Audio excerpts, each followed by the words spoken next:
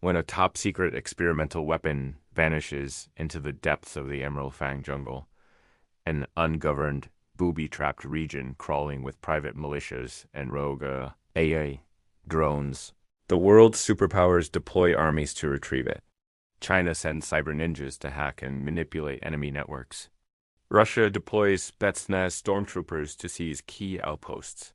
America's special forces establish kill boxes to funnel in stragglers. But one government has no such forces. A small band of Black Ops soldiers, comprising Alpha Team Zero, their most elite unit, have secured a beachside camp and are readying a Zodiac boat for deployment into the river.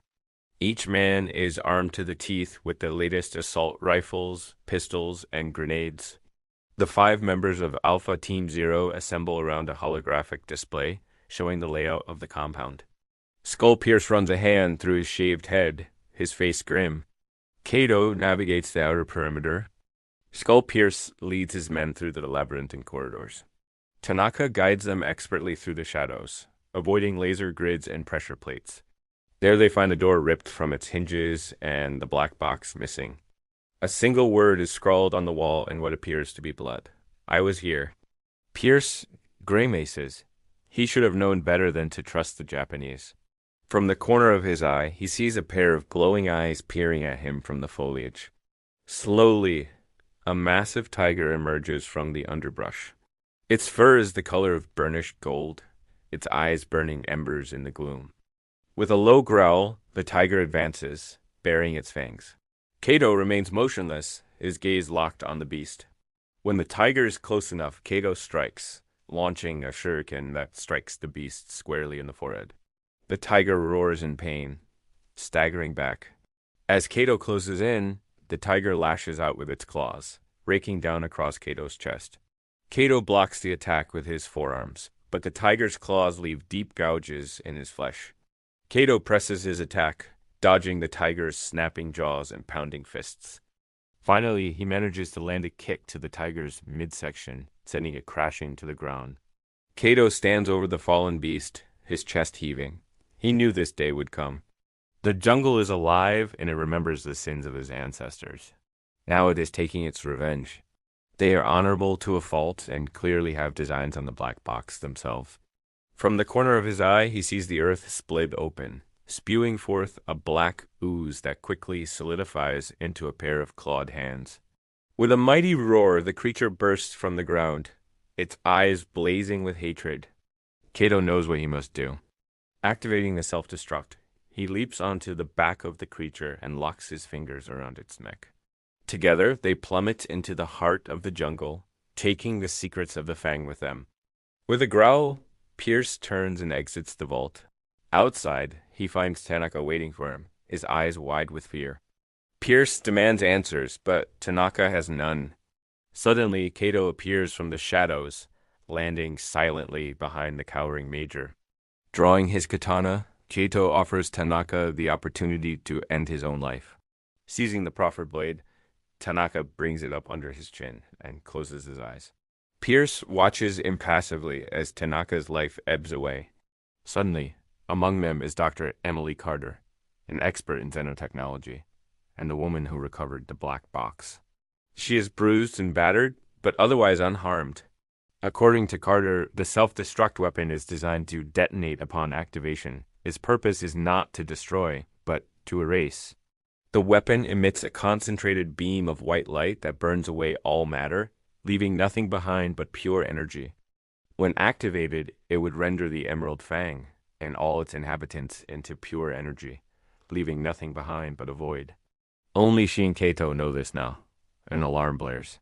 He must obtain their leader's permission to traverse the sacred grounds of the Fang. Emerging from the trees, Kato kneels before the village elder. With a slight bow, he asks for safe passage to the inner sanctum of the Fang. The elder considers the request, sensing the power emanating from the young ninja. With a nod, he grants Kato safe passage, warning him to tread carefully.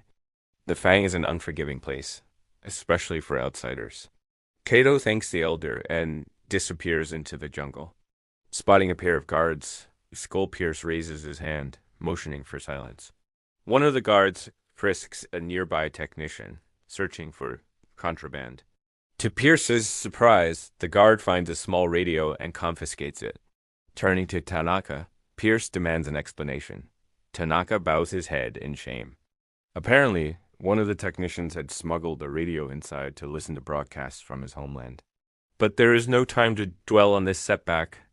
Another alarm sounds, and this time it's coming from the northern wing of the compound. Someone has breached the vault, staying one step ahead of the Black Lotus soldiers pursuing him. They are too predictable, too cautious.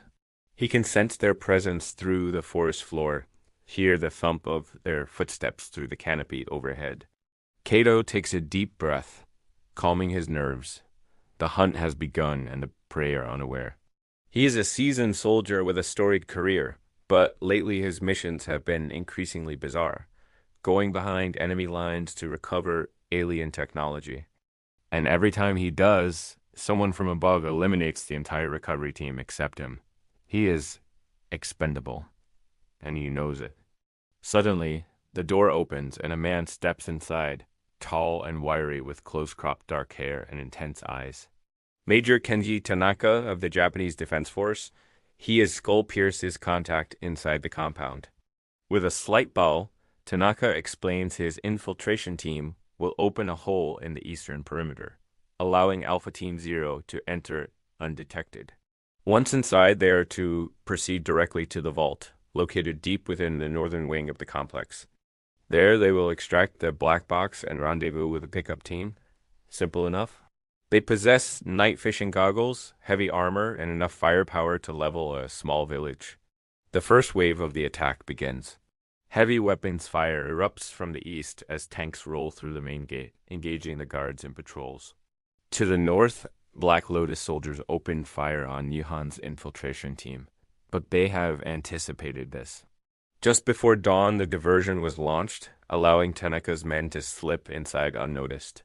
And leading them is Lieutenant Commander Walker Pierce, aka Skull Pierce, a battle-hardened veteran with a haunted past and a bone to pick with Black Lotus. From his vantage point, Kato assesses the situation.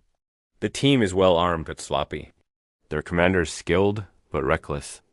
This will not be difficult.